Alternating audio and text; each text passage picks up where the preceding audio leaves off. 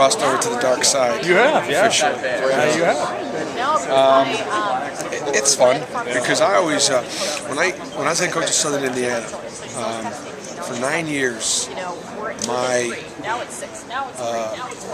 radio show followed Bobby Knight's radio show on whatever local station we were at. You know? So as I'm running from practice and late to get to my own show at a famous pizza place in Evansville, I listened to his show, and the point was that Knight had great respect for the fans of Indiana. He talked. I mean, I learned so much about basketball listening to him answer questions in his show. He gave his fans sometimes more than he gave the media. And I kind of remembered that and enjoyed that. And so then when I did my shows, it wasn't just a way to sell some advertising. It was a way for me to kind of sell our basketball, our style of play, answer questions. Tennessee's a great football state. You have different places I was always at. We were the third in Milwaukee, we were the fourth or fifth biggest show in town. Same thing at Southern Indiana. And so I looked at that as an opportunity to kind of teach and educate. And so the transition to being on Sirius XM, I'm trying to look at it the same way. What can I bring? Tell me about the coaching thing. You want to get back in as soon as possible? What's going on with that? Right now there's some things about it that I miss. There's a lot about it I don't miss. So I've got a couple years to sit out, and we'll cross that bridge when we come to it. I mean, I want to stay right. I'll stay right, and I'll stay ready if the opportunity presents itself. But I'm the vice president of marketing for the H.T. Hackney Company, which is a company very similar to Farner-Bakken here in the state of Iowa. And it's interesting. I was good friends with Sam Farner when I was an assistant coach here. I'm sorry to hear that he had passed a few years ago. So that's what I'm doing full time. And then in my part time, I'm doing Sirius XM, and I'm a college basketball analyst for some other radio shows. And I hope to get a chance to do television next year and see if I'm any good at it. And if I am, and if I like it, then that might be something I'll stay with. We'll see. Now, Roy Marble gave you credit for always bringing an edge to practice and really getting everyone to compete. Right. Did you look back? Is that true? And what did you do? Because you had so much depth at every position. Yeah. I couldn't add much to Tom Davis's basketball knowledge. He forgot more than I knew. Probably forgot more than I know. And so I had to find a way to make a difference, to contribute. And so mine was to try to provide some intensity and some passion, a level of expectation for how we were going to train, how we were going to practice, how we were going to go to class. And I was probably on those guys more as a 26-year-old young assistant than even Tom would have been. His job was to teach and to coach, and he had to do it all. But my job is to make sure we competed. And so that when we get off the practice floor, those guys felt pretty good that they weren't going to see anything in the game that was going to be any more intense. I try to put a lot of pressure on them. Bruce, what are your fondest memories of that particular 86-87 season? What does it mean for you to be invited back here today?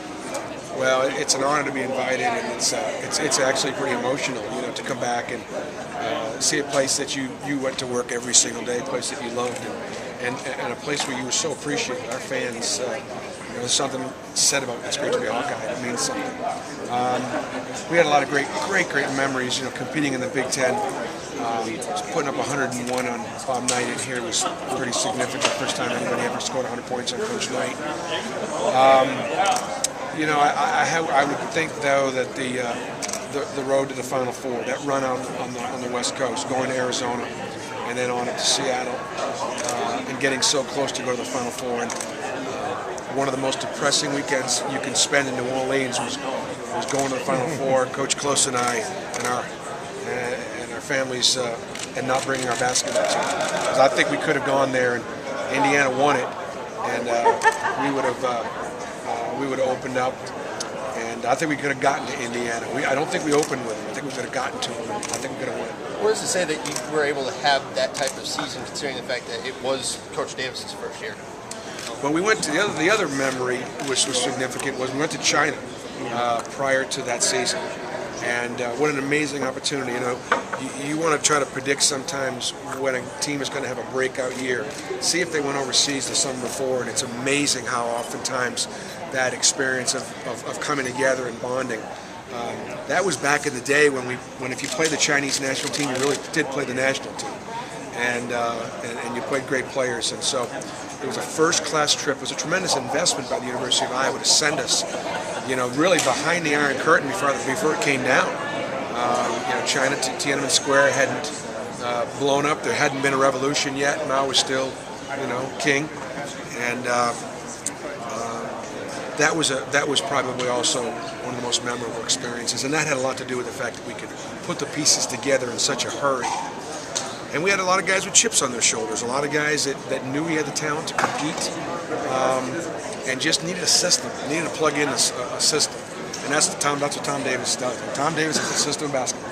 What you see is what you're going to get. And he's a believer in the pressure and the zone and mixing in unbelievable freedom in the fast break with patience. Have you talked to the Big Ten Network at all about doing anything? I'm down in Knoxville still. And so I think that the word I got was that because of how I fell from grace with the NCAA, that it was important that I not put myself in that sort of position for a while, and let me be the former basketball coach at the University of Tennessee for a while. Time will judge a little bit more, and put in perspective a little bit more some of the positive things that we did there, and then maybe next year I'll take a run at it. What would it be like for you to do a game in Champaign, Illinois, if I could ask? Would that be hard? You know what? Time has gone by in a big way. I always ask the question, were they better off after than before? And, it's a part of the process. And I know there are probably a lot of fans in Illinois that are really glad that I got what I got. And that's fine. I deserved what I got. I made a mistake. And I always said then, I believe it now, it's part of the process. You have to have some of this, and some of it's ugly and uncomfortable, and it bit me at the wrong time when obviously the NCAA was trying to make statements that we're going to take all violations seriously, and I paid a heavy price. But Tennessee will be better for it. The NCAA, as we move forward, will be better for it, and they were an example then, and I'm an example now. The last two times this Iowa job came open, how crazy did your life get? With just phone calls from people? Well, it was wonderful. It was a blessing to hear from so many great friends and people in the media and things like that. But it was only I only was acting out of loyalty to Tennessee. And in all seasons, Tennessee gave me the chance of a lifetime.